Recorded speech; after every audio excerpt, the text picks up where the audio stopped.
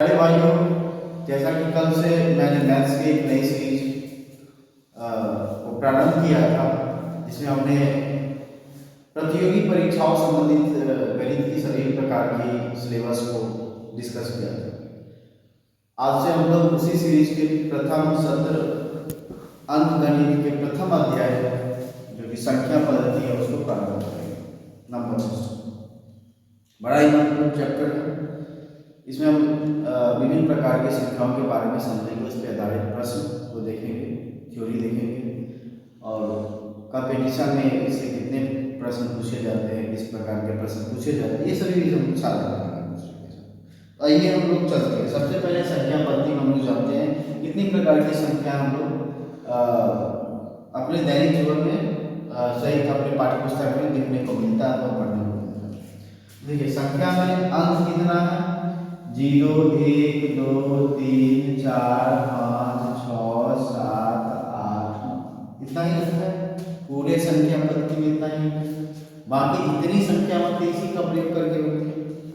ठीक, तो अलग अलग प्रकार की संख्या हम लोग इसे बनाते हैं, उसको अलग अलग नामकरण किया गया है। तो सबसे पहले हम लोग प्राकृतिक संख्या। ठीक, प्राकृतिक संख्या यानी नेचुरल संख्या। हम लोग जानते हैं प्राकृतिक संख्या गिनती की जितनी भी संख्या होती है उसको क्या कहते हैं हम लोग? प्राकृतिक संख्या। ठीक, गिनती की सभी संख्या हमारे लिए क्या है? प्राकृतिक संख्या। गिनती हम लोग कहाँ से चालू करते हैं? 1 से। ठीक, यानी 1, 2, 3, 4 से लेकर 3 तक। ये हमारा क्या हो गया? प्राकृतिक संख्या। कोई दिक्कत? इसके बाद हम लोग पूर्ण संख्या होल नंबर। पूर्ण संख्या यानी यही प्राकृतिक संख्या अगर हम लोग 0 शामिल कर देते हैं, 0 और प्राकृतिक संख्या एन को प्राकृतिक संख्या यानी 0, 1, 2, 3, 4, 5, 6, 7, ये मेरा क्या हो गया? पूर्ण संख्या। तो देखिए, सभी प्राकृतिक संख्या तो पूर्ण संख्या हो गया, लेकिन क्या सभी पूर्ण संख्या प्राकृतिक है? नहीं, क्योंकि इसमें पूर्ण में 0 गया जो प्राकृतिक में नहीं। ठीक, इसके अगला हम लोग देखेंगे पूर्णांक, इंटीजर्स। पूर्णांक में आपका सभी प्राकृतिक संख्या का ऋणात्मक साथ में 0, यानी पूर्ण संख्या और प्राकृतिक संख्या धनात्मक और ऋणात्मक दोनों, ये सभी क्या कहलाएगा? पूर्णांक। यानी आपका 0, 1, 2, 3 से लेकर के पॉजिटिव इंफिनिटी, इधर -1, -2, -3 डॉट से लेकर -इंफिनिटी, यानी प्लस इंफिनिटी से माइनस इंफिनिटी। ये क्या हो गया? मेरा सारा हो गया पूर्णांक, इंटीजर्स। ठीक, इसके बाद हम लोग सम संख्या को देखेंगे, यानी इवन नंबर्स। सम संख्या इवन नंबर यानी जो संख्या 2 से पूर्ण रूप से विभाजित है, यानी 2 से भाग देने पे कुछ शेष नहीं बचे, वो क्या होगा? सम संख्या। और 2 से विभाजित करने हम लोग को पता है जिस संख्या का इकाई 0, 2, 4, 6, 8 में से कुछ भी वो संख्या 2 से कट गई, यानी सम संख्या का सीधा सा मतलब है जिसका इकाई 0, 2, 4, 6, 8 में से कुछ भी वो कैसा हो गया? मेरा सम संख्या। ठीक, यानी आपको हो गया 2, 4, 6, 8। ठीक, उसके बाद विषम संख्या और नंबर्स। विषम संख्या यानी जो सम नहीं हो, जो संख्या 2 से कट जाए वो सम संख्या है, और जो 2 से नहीं कटे वह विषम संख्या।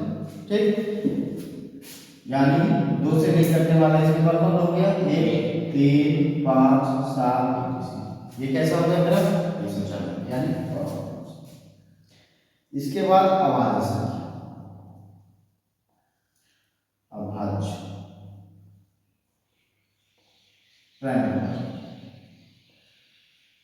क्या होता है अभाज्य संख्या? अभाज्य संख्या मतलब जो संख्या एक और अपने आप से विरोध करे। ठीक, जो संख्या केवल एक और अपने आप से कटे वही अभाज्य संख्या है। सबसे छोटी अभाज्य संख्या क्या होगी? 2, 3, 5, 7, 9, 11, 13। ठीक, उसके बाद यौगिक संख्या, कंपोजिट नंबर।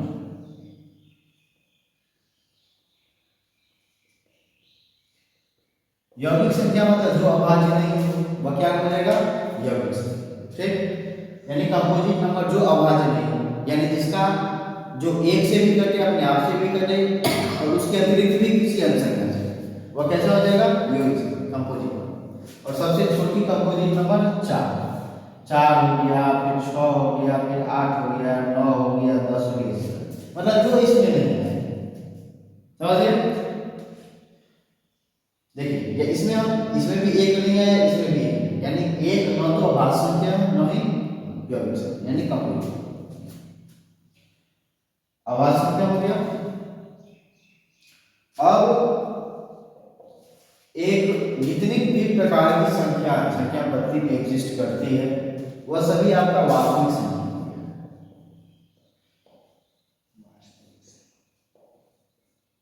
वास्तविक संख्या यानी संख्या पद्धति की जितनी सारी संख्या एग्जिस्ट करती है, यानी ये सारा संख्या क्या हो जाएगा, वास्तविक संख्या।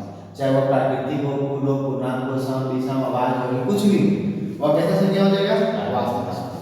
और इन सब के आधार पर वास्तविक संख्या दो प्रकार है, एक परिमेय और एक अपरिमेय। परिमेय संख्या, दूसरा अपरिमेय संख्या।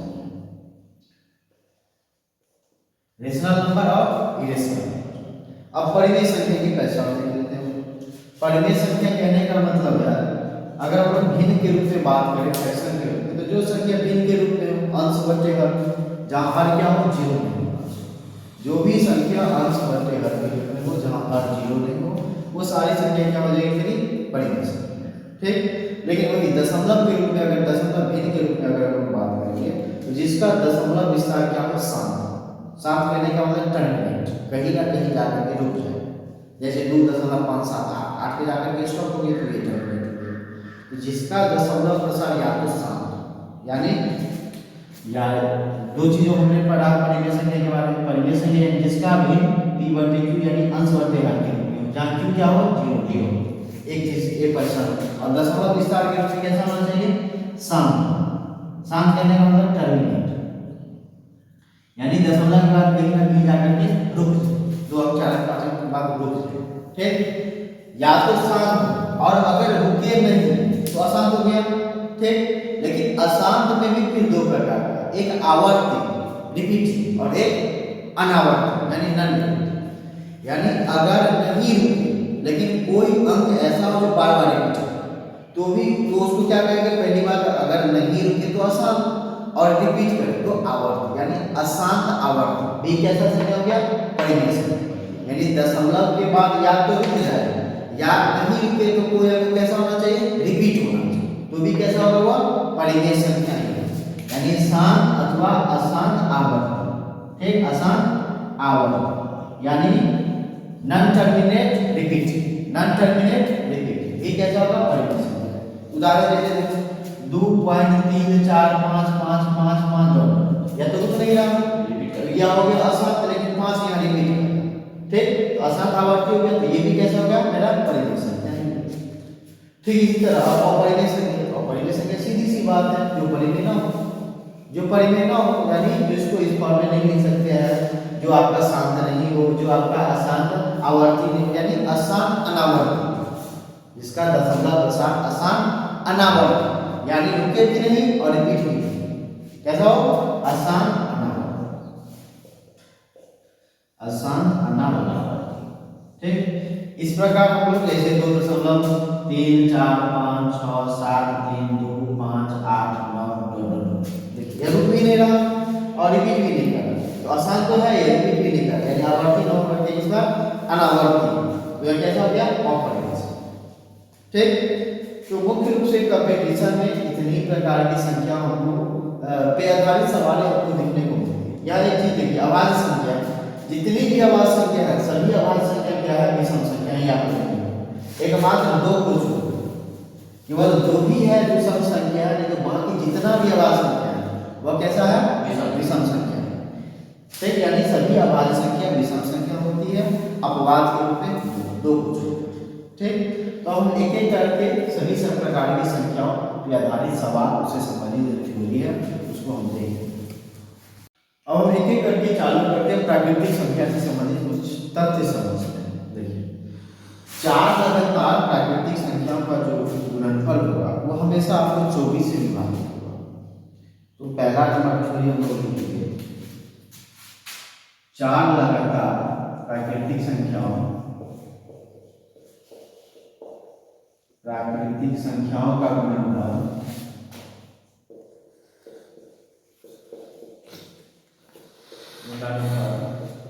हमेशा 24 से विभाजित होगा।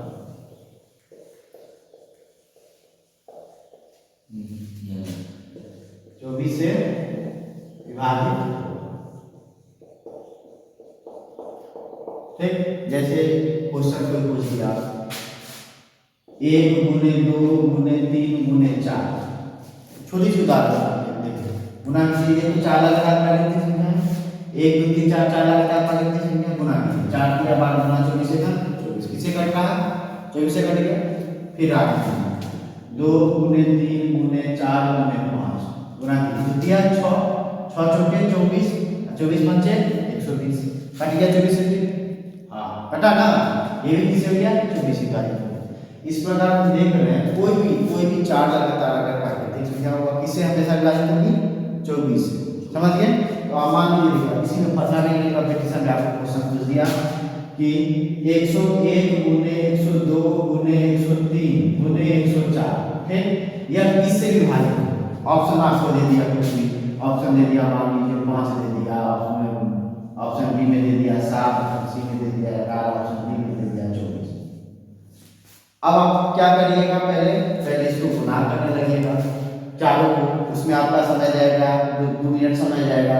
फिर सभी को 5 से विभाजित कीजिएगा। अगर विभाग करना नियम भी याद है तो भी आपको उसमें से करेंगे, लेकिन अगर आपको ये थ्योरी पता कि जब भी आप देखें वो 4 लगातार प्राकृतिक संख्या किससे विभाजित होगी हमेशा 24 से विभाजित। और अगर 24 से विभाजित हो रहा है 24 का जो गुणनफल है, जैसे वह दूसरे भी कर सकता है 24, जो भी संख्या 24 से कटेगा वो दूसरे भी कटेगा, 3 से भी कटेगा, 4 से भी कटेगा, 8 से भी कटेगा, 12 से भी कटेगा, 6 से भी कटेगा।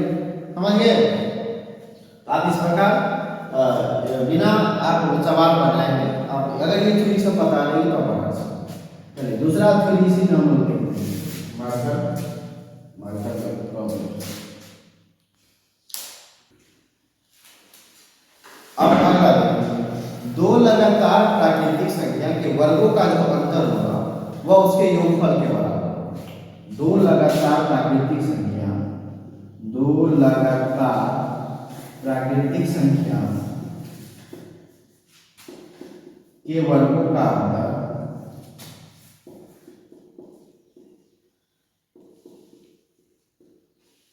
उसके योगफल के बराबर होगा।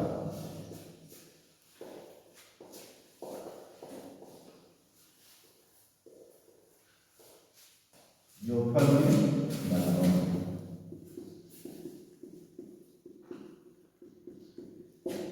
दो लगातार प्राकृतिक संख्या के वर्गों का अंतर जो होगा वो उसके योगफल के बराबर, जिसमें पहला संख्या जो है वो आपका बड़ा होना चाहिए दूसरा संख्या। अगर पहला संख्या छोटा होगा दूसरा संख्या से तो भी योगफल होगा, लेकिन तब चिन्ह माइनस लगा, ठीक। ध्यान, जैसे हम यहाँ पर मान लीजिए आपको पूछ दिया 3 स्क्वायर घटे 2 स्क्वायर, 2 लगातार प्राकृतिक संख्या, 2 और 3 लगातार ही है ना, इसका योगफल का देखिए, इसके वर्गों का अंतर करना है ना, इसके बराबर होगा 3 2 5, सीधे जोड़ दें। समझ रहे हैं? जैसे देखिए 3 का स्क्वायर 9 हो गया, 2 का स्क्वायर 4 आ गया, 9 में से 4 गया 5 है ना, ठीक। कोई भी 2 लगातार प्राकृतिक संख्या के वर्गों का अंतर किसके बराबर होगा? उसके योगफल के बराबर। देखिए यहाँ पहला संख्या है ना, पहला वर्ग का है ना, इसलिए इस बार से साइन लगाए। लेकिन यही क्वेश्चन अगर पूछ देता है 2 स्क्वायर माइनस 3 तो भी तो यहाँ लगातार ही तो भी काम करेंगे, वही दोनों को जोड़ेंगे, लेकिन अब क्या होगा कोई दिक्कत। अब इसी पे एक क्वेश्चन हमारे इसी पे हम एक क्वेश्चन बनाएंगे। 1 स्क्वायर घटे 2 स्क्वायर जोड़ 3 स्क्वायर घटे 4 स्क्वायर जोड़ 5 स्क्वायर घटे 6 स्क्वायर जोड़ 7 स्क्वायर घटे 8 स्क्वायर जोड़ 9 स्क्वायर घटे 10 स्क्वायर। इसको बताइए आप।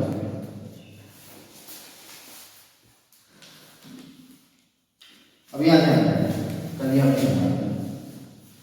देखिए, यह तो दो लगातार प्राकृतिक संख्या है और उसके क्या है वर्गों का, लेकिन इस बार पहला संख्या क्या है छोटा है, पहला छोटा है तो भी काम करेंगे जोड़ेंगे, लेकिन क्या करेंगे माइनस करेंगे। तो एक और दो कितना हो गया -3, यहाँ भी होगा -7 -11, देख रहे हैं 7 8 -15, फिर 9 10 -19, सब कुछ जितना है वही हो जाएगा आंसर। 7 3 10 10 10 और 11 हो गया 21 21 और 5 26 21 5 26 26 और 10 36 36 का 45 यानी -55 इस प्रकार आपका उत्तर। कोई दिक्कत? यहाँ हम देख रहे हैं कि अगर पहला संख्या जो है मेरा दूसरा संख्या से बड़ा है तो भी जोड़ना ही है, तब प्लस चिन्ह रखना है, और अगर पहला संख्या छोटा है दूसरा तो भी जोड़ना ही है, लेकिन तब क्या करेंगे चिन्ह माइनस। ठीक, यानी दो लगातार प्राकृतिक संख्या के वर्गों का अंतर क्या हो गया उसके योगफल के बराबर। अब अगला ठीक है तीसरा कर दो लगातार प्राकृतिक संख्या के गुणनफल में बड़ी संख्या को अगर वो जोड़ते हैं और छोटी संख्या में घटाते हैं तो परिणाम जो है वो मेरा पूर्ण वर्ग। अब समझते हैं इसको क्या होना चाहिए। कोई भी दो प्राकृतिक संख्या का गुणनफल, मान लीजिए 3 गुणे 4, दो लगातार प्राकृतिक संख्या है उसका गुणनफल है। अब कर रहे हैं इसमें बड़ी संख्या जोड़, यानी 4 गुणे 3 कितना हो जाएगा 12, पेजों के बाद इसमें अगर हम लोग बड़ी संख्या जोड़ देते हैं 3 और 4 में बड़ी संख्या कौन 4 तो 4 जोड़ 12 4 कितना हो गया 16, और 16 तो पूर्ण वर्ग है ना, 16 का वर्ग 4 हो जाता है। ठीक, या क्या करा छोटी संख्या घटाने इसी में देखिए 4 से कितना हो गया 12, 12 में से अब इन दोनों में छोटी संख्या कौन है 3, तो 12 में से 3 घटा देंगे कितना तो भी क्या हो जाएगा 3। समझ रहे हैं? यानी इस प्रकार से अगर एक्चुअली स्पष्ट हो गया कि कोई भी दो लगातार प्राकृतिक संख्या का गुणनफल में बड़ी संख्या को हम अगर जोड़ते हैं या छोटी संख्या को घटाते हैं तो परिणाम जो है वो मेरा पूर्ण वर्ग हो जाएगा। ठीक, जैसे मान लीजिए कि आपको क्वेश्चन आपको दे दिया, मान लीजिए 423 गुणे 424, ठीक, में क्या जोड़े कि परिणाम पूर्ण वर्ग आ जाए, कि परिणाम पूर्ण वर्ग आ जाए। ठीक, आप आंसर तुरंत बतला सकते हैं, परिणाम पूर्ण वर्ग आ जाए क्या होगा आंसर 423 में 424 में क्या जोड़े कि परिणाम पूर्ण वर्ग। तो देखिए यह दोनों संख्या कैसा है लगातार प्राकृतिक संख्या है, और अभी हम लोग सीखे हैं दो लगातार प्राकृतिक संख्या के गुणनफल में बड़ी संख्या जोड़ने पर ना, इस दोनों में बड़ी कौन है 424, मेरा आंसर क्या आ जाएगा बिना बनाए हुए आराम से देखो 424। समझ गए? लेकिन इसी को अगर मैथमेटिकली बनाना लगे तो बड़ी टाइम लगेगा, पहले दोनों का गुणनफल निकालो फिर उसको गुणनखंड निकाले, जितना रिमाइंडर बच जाएगा जो हम लोग अच्छा में पड़ेगा, जितना रिमाइंडर बचेगा वो मेरा उत्तर हो जाएगा। ठीक, लेकिन यही मेरा थ्योरी अगर पता रहेगा तो बिना कुछ बनाए हुए आप सवाल बता सकते हैं, और कंपटीशन यही ना चाहता है कम समय में आप अधिक से अधिक सवाल सॉल्व कर सकते। यानी कोई भी दो लगातार प्राकृतिक संख्या के गुणनफल में बड़ी संख्या जोड़ने पे, तो यहाँ क्वेश्चन जोड़ने को बोला, ये कहता है 423 में 424 में क्या घटा है कि परिणाम पूर्ण वर्ग हो जाए तो 427। ठीक, इस प्रकार हमने प्राकृतिक संख्याओं पे आज को 3 थ्योरी को देखा। इस पे कुछ और चीजें हम लोग अगले दिन देखेंगे। प्राकृतिक संख्या लगातार प्राकृतिक संख्याओं की उत्पत्ति सब पे आधारित वैसे और परीक्षाओं में जो प्रश्न पूछी जाए, यानी इसका पार्ट 1 आज हमने पढ़ा प्राकृतिक संख्याओं का पार्ट 2 हम मिलते हैं नेक्स्ट वीडियो में। धन्यवाद, फिलहाल आज के लिए इतना ही। आशा करते हैं कि आप ये सभी अच्छे से एक कॉपी में लिख लेंगे और चीज़ों को आप रिवीजन करेंगे। ठीक।